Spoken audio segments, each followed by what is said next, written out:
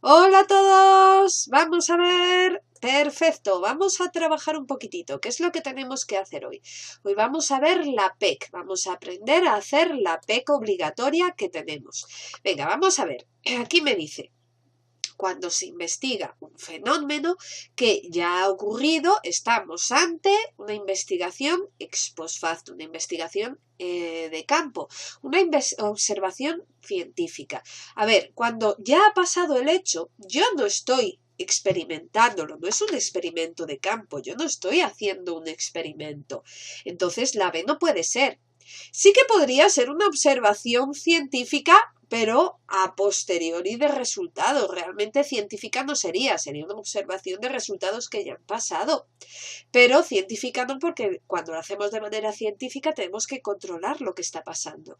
Entonces, tiene que ser por narices la A, un estudio ex post facto, cuando los hechos ya han acaecido y nosotros simplemente tenemos que recoger la información de esos hechos y trabajarla.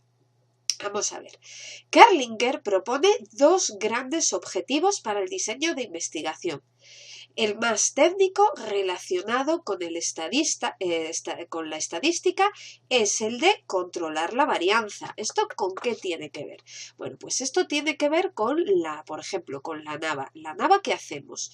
Mirar, uy, no me deja, un segundo, perdonad, que a veces se pone un poco tonto. Uy, aquí tengo de otra asignatura, quitamos y tiramos delante.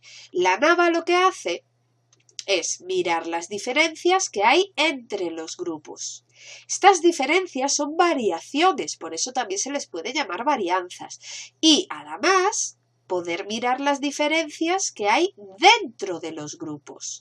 Las diferencias dentro también son variaciones de dentro. Entonces, lo que hace la estadística es mirar las diferencias entre y las diferencias de dentro, para saber el contraste de hipótesis, pero claramente prima las diferencias entre grupos, de hecho estadísticos como son la T de Student y la Z, que son muy potentes, realmente solo trabajan las diferencias entre. Es la NAVA la única que trabaja las de dentro a mayores, para mayor rigor, para mayor asentamiento de los conocimientos. Por lo tanto, lo que hace es controlar las varianzas, ni más ni menos.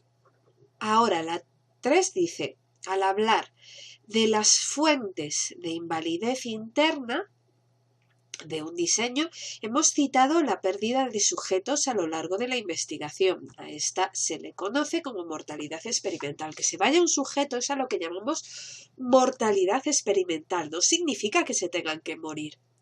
La maduración tiene que ver sobre todo y ante todo, con niños y adolescentes. ¿Por qué? Porque los niños y los adolescentes evolucionan y lo que antes no eran capaces de hacer por su edad y por su desarrollo psicofisiológico, posteriormente a lo mejor sí que son capaces, y no depende de la variable independiente, depende de las propias características y la propia evolución innata de los sujetos. Entonces eso puede estropear el estudio estadístico y tengo que controlarlo. Y la historia es muy bonita, pero no tiene nada que ver. Ahora, la 4 dice, ¿cuáles han de ser las características fundamentales de los instrumentos empleados en la recogida de datos? Recordemos, esto es de técnicas. ¿En técnicas qué hablábamos? En técnicas hablábamos de la fiabilidad como precisión y la validez como que un instrumento mide lo que dice medir y no otra cosa. Bueno, pues la fiabilidad y la validez.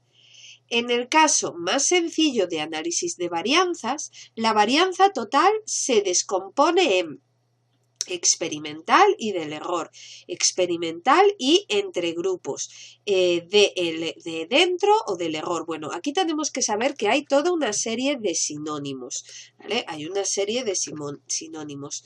Cuando hablamos de experimental, ver, es lo mismo, a veces le llaman a la experimental,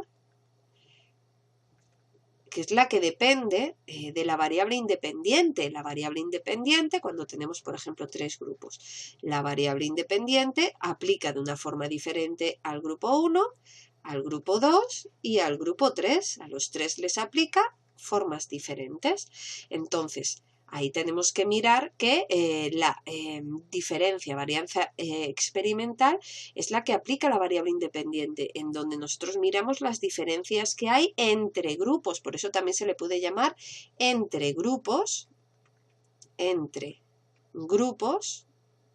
En algunos exámenes, muy mala leche, le pueden llamar entre columnas. Y bueno, me parece que eso es experimental, entre grupos, entre columnas, sí creo que nada más, si no ya, según me vaya acordando, os iré diciendo. Y después, como os decía, también tenemos que mirar las diferencias que hay dentro de los sujetos, ¿vale? Diferencias dentro de los sujetos, no dentro de los grupos, para ver si los grupos son homogéneos o heterogéneos, porque cuanto más homogéneo sea el grupo, más fácil será mirar las diferencias externas, las diferencias entre grupos. Yo os puse un ejemplo que decía, yo tengo aquí una muestra, y si todos los sujetos son iguales, los grupos son muy homogéneos, es fácil saber cuál es la diferencia de un punto. Pero si los sujetos no son tan homogéneos, aquí ya nos va a costar un segundo más mirar cuáles son las diferencias. Sigue siendo de un punto, pero ha costado un segundito más mirarlo en esta segunda ocasión. Entonces yo tengo que entender que cuanto más homogéneo es el grupo, más fácil son mirar las diferencias entre grupos. Por eso también analizamos las diferencias de dentro de los grupos, del error, también llamadas, de diferencias del error, de dentro, intragrupos, o incluso interfilas, le pueden llamar a veces, ¿vale? O sea que ya podéis ver ahí todos los nombres que pueden llegar a tener, utilizan indistintamente, a veces unos, a veces otros. Cuando nos hablan de varianza de dentro, hablan de varianza del error, de intra y demás. Entonces, en el caso más sencillo de análisis de varianzas, o sea, de ANAVA, la varianza total se descompone en dos, la varianza de dentro y la varianza de entre. O sea, la del error y dentro es lo mismo, experimental y entre es lo mismo, entonces tiene que ser la experimental y del error. Vamos a ver la 6, ¿qué nos cuenta? Vamos a ver, dice así. En la validación de las hipótesis hablamos de la traducción de las hipótesis a consecuencias observables. Esto lo estudiamos en técnicas. ¿Qué pasaba con esas variables que no se podían medir directamente? Esas variables que llamamos rasgos latentes, que las medíamos a través de sus indicadores. Teníamos que dejar claros cómo eran los indicadores y cómo se medían estos indicadores y a partir de ellos conocer a las otras variables. Pues ese proceso es lo que se llama operativización de las variables. ¿Vale? La validación es de las hipótesis se validan, ¿vale? Y un constructo es una construcción que no me acuerdo ahora, no tiene nada que ver con esto. La 7 dice, en la decisión estadística el investigador siempre debe asumir un tipo de error con una determinada probabilidad. Sí, o sea que nosotros tenemos el error de que podemos liar la parda, ese es el error humano. Y el error humano nosotros lo dividíamos en dos, el alfa y el beta. El alfa es el peor de los errores que se puede cometer y el beta, que normalmente es el mismo valor, ¿vale? Es grave pero menos grave. Si el investigador rechaza la hipótesis nula cuando es cierta, o sea, dice que la hipótesis nula, que es lo que es la estabilidad, es lo que siempre, lo ideal, que se mantenga siempre estable, ¿vale? Pues si se rechaza la hipótesis nula siendo cierta, es lo peor que podemos hacer, por eso es el error tipo 1, que también se le llama alfa, de ahí que es la A, la respuesta correcta. Es verdad que el error tipo 2 se llama beta, pero el error tipo 2 significa que aceptamos la hipótesis nula cuando es falsa. Eso es grave, sí, pero es menos grave. Se acepta, dice, bueno, dentro de lo malo, más vale eso. Ahora, la 8 me dice, en el caso de una hipótesis bilateral, en un diseño de dos grupos con muestras grandes, para un alfa de 0,01. La región de rechazo se encuentra, o sea, si el estudio es bilateral, el alfa lo tenemos que dividir entre 2. Una vez que lo dividimos entre 2, nos venimos al formulario, a la tabla de la Z, y buscamos si el alfa era, espera que tengo memoria de pez, 0,01 entre 2 es 0,005. Pues tenemos que buscar en la cuarta primera columna el 0,005. Y cuando lo tenemos, o lo que más se le acerque por lo alto, vamos a la primera columna. Y aquí me daría, bueno, está entre 2,57 y 2,58. Entonces la respuesta aquí sería la B, por este motivo en concreto que estamos haciendo. Si el alfa hubiese sido 0,05, la z hubiese sido 1,96. Ahora podemos mirar la pregunta 9. La 9 dice, además de la significación estadística, a los efectos de la toma de decisiones se recomienda tomar en consecuencia el tamaño del efecto. El efecto nos habla de la relevancia práctica de las diferencias.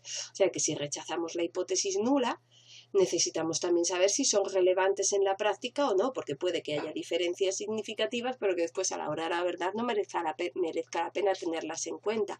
Entonces el efecto nos da una explicación que a mayores nos puede ayudar a tomar conclusiones. Por eso el efecto estadístico, que le hicieron 3 personas, Cohen, Glass y Hegles, pues los 3 hicieron el efecto estadístico y nos habla de eso, de la relevancia práctica de las diferencias. No lo tenéis que saber en la práctica. Esa fórmula ya no entra en el formulario, con lo cual no hay que sabérsela. Y ahora tenemos el enunciado de la parte práctica, que dice así. Se desea contrastar la influencia sobre el éxito académico de 2 sistemas de comunicación de los resultados de la evaluación a distancia, así como el tipo de información que se ofrece. Aquí tenemos las variables independientes, ¿vale? Los 2 sistemas de evaluación y así como los tipos de información que se nos ofrece. Y la variable dependiente, que es lo que quiero ver que aumenta o disminuye, son los resultados de la evaluación. Los sistemas son A, web, B, telefónica. Tenemos 2 opciones. Y el tipo de información remitida es X, nota o calificaciones, Y, nota junto a fallos, Z, los datos del punto anterior junto a recomendaciones para la recuperación. En nuestro caso realmente tenemos un estudio de 3×2 o 2×3, ¿vale? Que tenemos una variable independiente con 3 opciones y la otra con 2. Entonces se le llama estudio de 3×2. Eso nos provocará que tengamos 6 grupos. Cuando trabajamos con la NAVA hablamos de grupos, no muestras. Y ya no va a haber, cuando hay más de 2 grupos, ya no va a haber experimental y de control. Todos son grupos experimentales. Ahora, los datos del punto anterior junto a recomendaciones para su recuperación. Los niveles de ambas variables han sido decididos por el investigador. En cada situación experimental el número de sujetos es de 6. La hipótesis debe ser contrastada para un alfa de 0,05. Cuando trabajamos con ANAVAS ya no te preguntarán ANAVAS de análisis factorial, porque tenemos 2 variables independientes, ya no te van a preguntar si es unilateral o bilateral. Eso solo si es ANAVAS simple, ¿vale? Y aquí me dices, ¿de qué tipo de diseño se trata? De cuadrado latino de análisis factorial, que es la que tenemos porque tenemos más de una variable independiente, y de covarianza. Bueno, un cuadrado latino sería cuando trabajo con una variable causa, pero a mayores trabajo con una variable que creo que ha podido influir en el estudio, y eso se llamaría variable bloqueo, que tengo que controlar. Entonces eso es una variable que realmente a mí no me interesaba para nada, pero la estoy estudiando para comprobar que no va mal. Y el análisis de covarianza tiene una variable causa, una variable efecto y después una variable que está relacionada con la variable efecto, con la variable dependiente. En este caso lo que tenemos son 2 variables causa, entonces la única opción es el análisis factorial. La variable tipo de información, el tipo de información es una variable independiente con 3 opciones. Ahí lo tendríamos. Extraña no podría ser. Si es extraña, se termina el estudio estadístico, ¿vale? Es apaga y vámonos, ya no serviría para nada el estudio estadístico. Y ahora me dice, ¿cuál es el valor de la suma cuadrática del total? Pues nada, me tocará hacerlo. Vamos a coger estos datos de aquí, a ver si quieren. Los vamos a poner en un Paint en blanco. Quitamos lo que ya estaba. Cogemos un Paint en blanco. Tenemos estos datos y nos tenemos que ir al formulario, al apartado de la página 23, donde están las sumas cuadráticas. recordar, siempre a página 23 están las sumas cuadráticas, me piden la suma cuadrática del total. Ojo, como es el total, se ve que hay n mayúscula en los sumatorios. Eso significa que yo voy a tener que trabajar con el total de los sujetos. O sea, yo voy a tener que trabajar exactamente con estos datos de aquí. ¿Vale? Recordar también que este trozo de aquí, de la fórmula, se llama término de corrección y que se utiliza muy habitualmente, ¿vale? Y lo necesitaré tener siempre a mano. El sumatorio de x al cuadrado, pues me vengo al sumatorio de x al cuadrado claramente del total y es 1506, menos sumatorio de x, que es 222, que yo pondré al cuadrado, divido entre n, número de sujetos, que es el número de sujetos, es como hay, me decían que había 6 sujetos en cada celda, en total hay 36, porque hay 6 celdas de 6 sujetos cada una, pues en total tendrá que haber 36, pero vamos a comprobar que no me confundo con el número de sujetos del que me hablaban. 6, sí, 6 sujetos en cada celda, entonces 36 en total.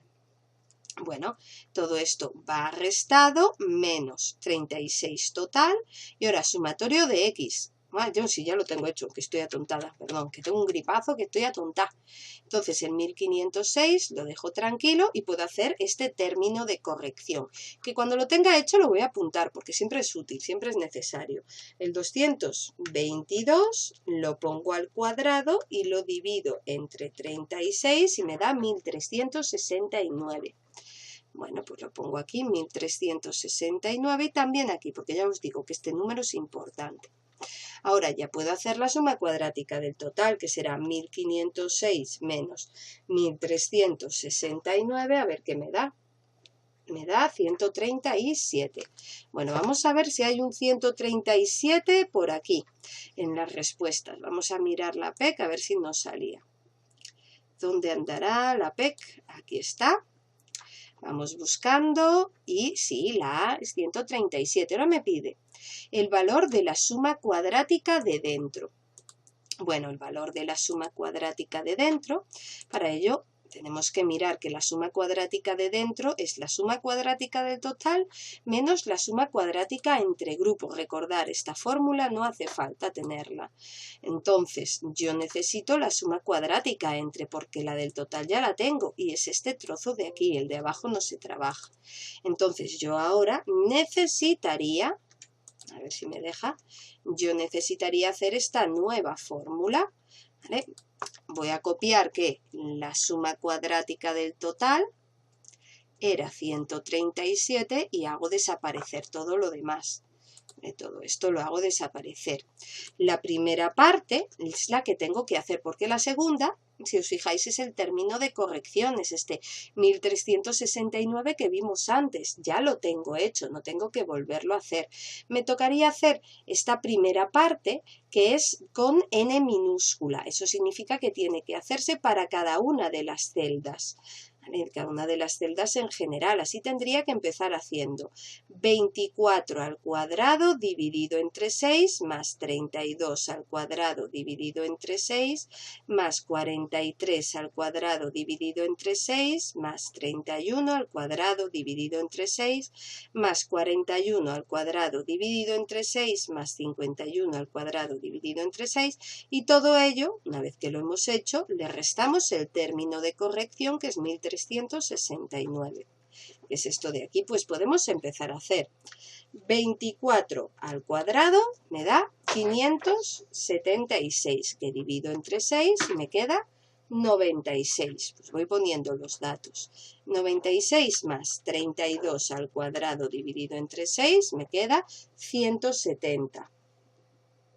170,66 más 43 al cuadrado dividido entre 6 me queda 308,16 más el cuarto que sería 31 al cuadrado dividido entre 6 que me da 160,16 160,16 más 41 al cuadrado dividido entre 6 que me queda 280,16 Y ya el último de este trozo, 51 al cuadrado dividido entre 6 es 433,5.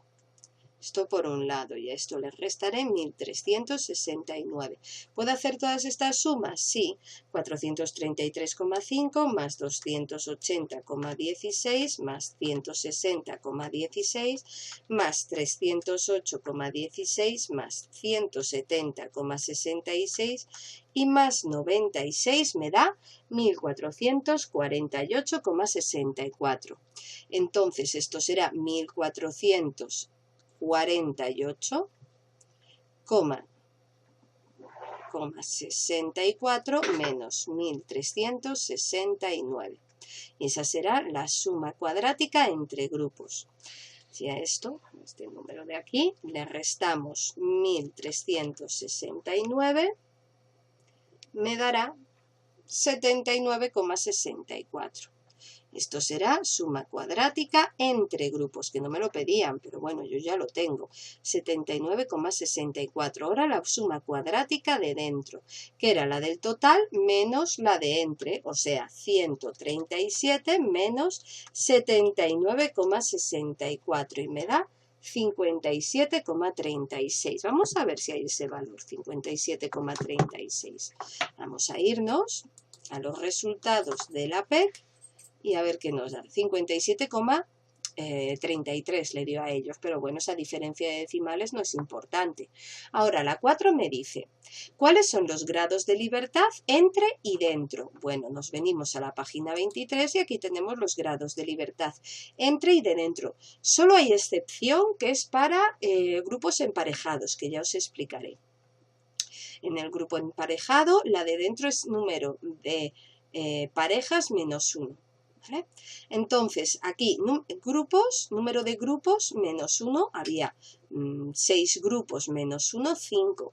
Y número de sujetos menos número de grupos, había 36 sujetos menos 6 grupos, es igual a que hay 6 grupos, entonces 36 menos 6 es 30. Como el número de grupos era 6, 6 menos 1 es 5. Los grados de libertad son 5 y 30. Puedo comprobarlo, a ver qué me dé. La respuesta correcta, 5 y 30, sería la segunda. Ahora me dice, ¿cuál es el valor de la F empírica en la tabla y en la tabla para entre grupos? Bueno, queremos saber el valor de la F empírica, ya casi lo tenemos todo hecho. Entonces, no nos va a costar mucho hacerlo.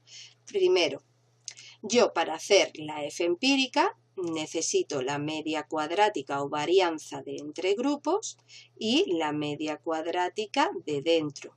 Esta media cuadrática no es más que la suma cuadrática entre grupos dividido sus grados de libertad. Y la de media cuadrática de dentro es la suma cuadrática de dentro dividido sus grados de libertad. Ojo, eso sí que ya lo tengo todo. Suma cuadrática entre 79,64. Grados de libertad de entre 5. Entonces esta división ya sí que la puedo hacer. Y la suma cuadrática de dentro, 57,36.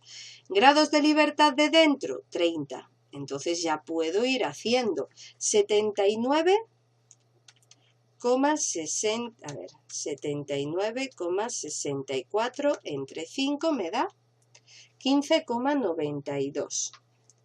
Pues 15,92 es la media cuadrática entre grupos y el denominador será la de dentro, 57,36 entre 30. Me sale 1,9. 1,912. Entonces, 15,92 entre 1,912 me da 8,36. 8,36 es la F empírica, el empírico es 8. Ahora, vamos a ver si nos da o se nos acerca, no tiene por qué salirnos exacto. 8, nosotros nos daba 32 y a ellos 38, 34, puede ser o uno o el otro.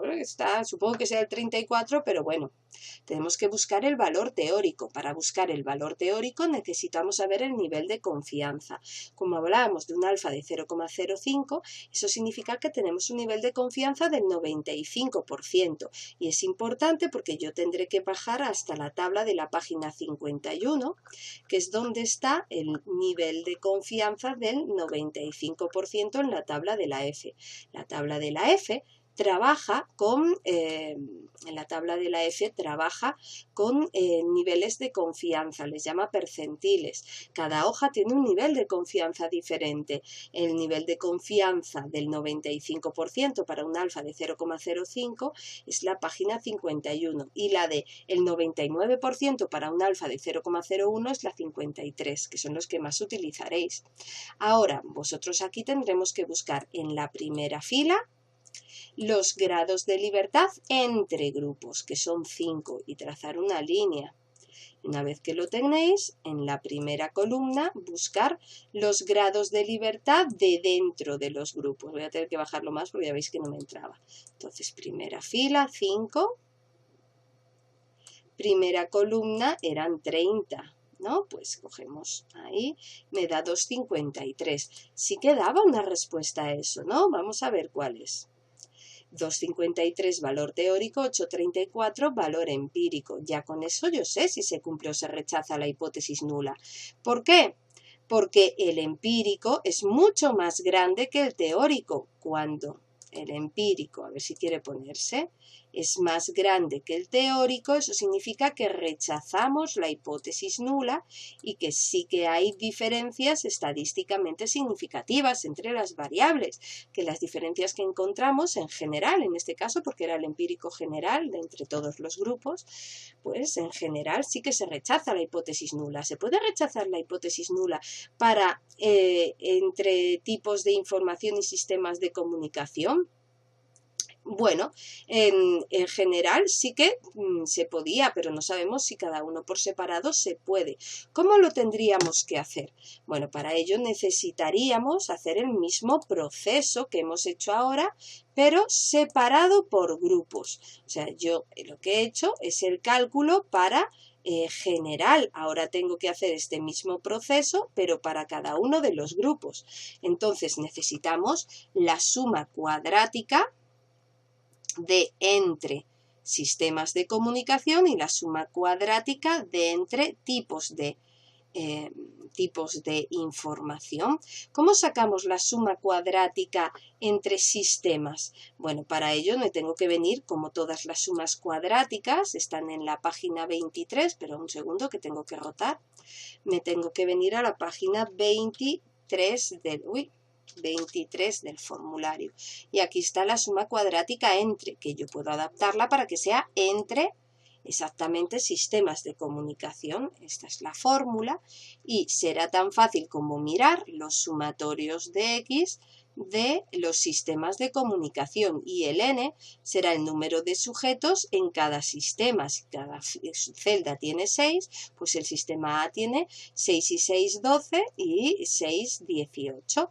Entonces, ¿cuál será la suma cuadrática entre sistemas? Pues será 24 al cuadrado dividido entre el número de sujetos. Número de sujetos es 6 y 6 y 6, 18. Ahora hacemos lo mismo, pero para B, que será 24, perdón. Esto es 99. Ya que lo dije bien al principio, lo puse mal. 99 al cuadrado dividido entre 18 y el siguiente es 123 al cuadrado dividido entre 18. ¿Puedo hacerlo? Pues sin mayor complicación vamos a hacerlo. Ahora, 99 al cuadrado dividido entre 18 me da 544,5 más 123 al cuadrado dividido entre 18 me da 840,5. 5. Ojo, a todo esto tengo que restarle el término de corrección, que es 1369. Es este trozo de la fórmula. ¿Puedo hacer la suma de este 840,5 más 544,5? Sí, me da 1385, que si le resto el 1369, me dará, a ver si se ve, me dará 15 o 16, 16. Entonces, yo tendré que la suma cuadrática de los sistemas será 16. Ya podría calcular la media cuadrática de los sistemas. ¿Por qué? Porque será la suma cuadrática de los sistemas entre sus grados de libertad. Grados de libertad, que es el número de grupos menos 1. Como en sistema solo hay 2 grupos, será 16 menos 1, que es 16. ¿Esto qué significa? Que yo ya tengo la media cuadrática entre sistemas. Ahora tendré que dividirlo entre la media cuadrática de dentro, que eran 57,36. Pues cogemos y hacemos 16 entre 57,36 nos da 0,28. 0,28 es nuestro valor, perdonad chicos que aquí lo estaba poniendo mal, no es 57, esa es la suma cuadrática de dentro, pero he dicho la media cuadrática de dentro, ya os digo, tengo un gripazo que ni siento. ¿Cuál es la media cuadrática de dentro? La media cuadrática de dentro es la suma cuadrática de dentro dividido los grados de libertad de dentro. Media cuadrática de dentro, 57,36. Grados de libertad de dentro era el número de sujetos menos el número de grupos, que era 30. Entonces, aquí tendremos 57,36 entre 30 me da 1,91. Que ya lo hicimos, pero no me acuerdo dónde lo tenía puesto. La media cuadrática de dentro es 1,91. Entonces, 1,91. Ya puedo hacer esto, ahora sí que nos va a dar, porque eso no me daba bien, Esto no podía ser ese número, tendría 16 entre 1,91 y me dará 8,37. 8,37 es el empírico para sistemas de comunicación. El empírico para sistemas de comunicación, el empírico es 8,37. Me faltará el teórico, que necesitaré página 53 y ahí 95 de grados de libertad. Ahora también necesitaríamos los grados de libertad entre, que es el número de grupos menos 1, como hay 2 grupos, 2 menos 1 es 1. Y número de sujetos menos el número de grupos. Hay 36 menos 2 es 34. Entonces yo tendría que buscar 1,34 como estamos en el percentil 95, yo me voy a tener que ir a la página 51 y de aquí giramos. Un segundo. Ahora que yo ya lo tengo girado, miro. ¡Uf, qué mal se ve! Bueno, tendría que coger 1 en la primera fila, porque son los grados de libertad del numerador, y el otro era número de grupo 34. Bueno, cojo el que más se le acerca, que será 4,17. Este será el que más se le acerca es 30, le cojo, y entonces lo que corta es 4,17, que es el valor teórico. Si nos fijamos, el empírico es mucho más grande que el teórico. El teórico es 4 y el empírico es 8,37, es mucho más grande y por lo tanto rechazamos la hipótesis nula para los sistemas. Ahora deberíamos hacer lo mismo, pero para la otra situación deberíamos hacer lo mismo para la tipología de la información. Necesitamos, por lo tanto, la suma cuadrática. Tenemos que volver a agotar esto, que eso es un poco rollo. Volvernos a ir a la página 23 porque necesitamos la suma cuadrática entre sistemas. Bueno, tenemos que coger esta fórmula para hacer la suma cuadrática entre sistemas y tengo que buscar estos datos de aquí, exactamente estos de aquí. Y, por supuesto, el término de corrección, que es 1369. Así sería 55 al cuadrado dividido, como hay 6 y 6 sujetos en X, serán 12. Más 73 al cuadrado dividido entre también otros 12 sujetos, más 36 al cuadrado dividido entre 51. Y todo ello le restamos el término de corrección. Así tendremos que hacer 55 al cuadrado dividido entre 12 me da 252,08 más 72 al cuadrado dividido entre... Esto no sé por qué he puesto 51, esto es también 6 y 6 son 12, ¿eh? Porque 51 es el que va aquí arriba. Uy, que estoy atontada del todo. Y esto es 90. Los estoy copiando mal, parece que lo hago adrede, ¿eh? Entonces 73, no 72. Este es 94.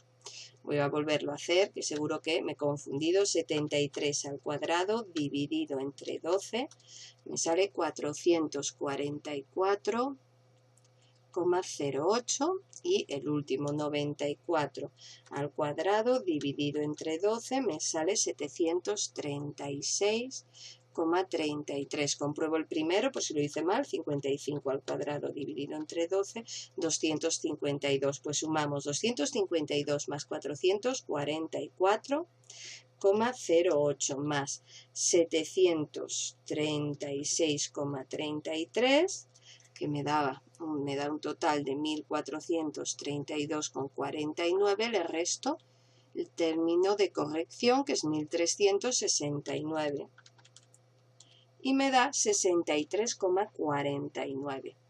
63,49 es la suma cuadrática entre tratamientos.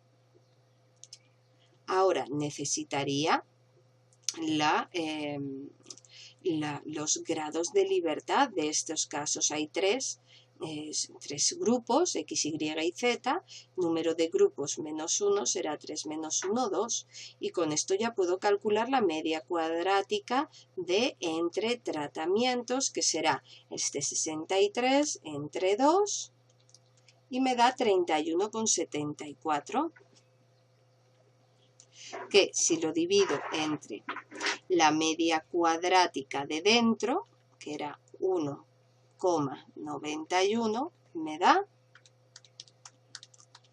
16,62. En este caso no hará falta 16,62, porque eso ya sería la F. Si cojo la media cuadrática entre la divido dentro, sería la F.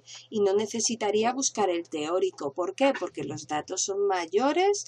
En este caso tenemos datos mayores de 9. Entonces sabemos que se rechaza sí o sí. Eso significa que para ambos se rechaza la hipótesis nula. Sí en ambos casos. Y ahora me dice, ¿es preciso aplicar la prueba Tukey para el análisis de los tipos de información? Para los tipos de información, sí, siempre que tengamos más de dos grupos, entonces hay que aplicar o la Tukey o la SAFE. Aquí podríamos utilizar las dos. La Tukey sirve para muestras de distintos tamaños y la SAFE, o CHEFE, que se llama, sirve para muestras todas de igual tamaño. Aquí, como tienen igual tamaño, podría utilizar cualquiera de las dos, pero debería, para comparar los grupos, utilizar la Tukey, una de ellas. Según la respuesta anterior, ¿son significativas las diferencias? Sí, hemos dicho que sí que son estadísticamente significativas, tanto para una variable como para la otra. Y me dice... en este caso, la variable tipo de información, bueno, aquí querían poner sistema de comunicación. En el supuesto de una F significativa, o sea que se rechaza la hipótesis nula, es preciso aplicar la prueba Tukey. Aquí solo tiene dos opciones y por lo tanto no hace falta, porque solo tiene dos niveles. Y la última me dice, ¿con cuántos grados de libertad buscamos la F de la interacción? ¿Y es significativo este valor? Bueno, tendríamos que buscar los grados de libertad que están en la página 32 del formulario. ¿Vale? Cuando nos venimos aquí para buscar la interacción es la página 32. Y aquí tendríamos los grados de libertad de interacción y los de dentro. ¿Vale? En este caso, ¿cuántos grupos había? 2 en el sistema, 2 menos 1 es 1. Y entonces 2 menos 1 es 1 por número de grupos, en el otro caso son 3 menos 1, 2.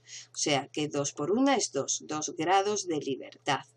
Y aquí sería, sería 3 por 2, 6, porque uno tiene 3 y el otro 2. Y cada muestra tiene 6 sujetos, 6 menos 1, 5. Entonces 6 por 5, 30. Los grados de libertad, por lo tanto, son 2 y 30. Grados de libertad. Si me vengo aquí, la respuesta será, por lo tanto, la B. No es significativa la interacción. Si yo hiciese el cálculo de la interacción, sería que no hay diferencias estadísticamente significativas para hacer esa interacción. ¿Vale? No tendríamos diferencias significativas en la interacción. Con la interacción nosotros nos venimos aquí, siempre nos vendríamos aquí. ¿Vale? Y ahí lo sacaríamos casi todo. Bueno, pues eso es todo, amigos. El próximo día más y mucho mejor. Hasta luego.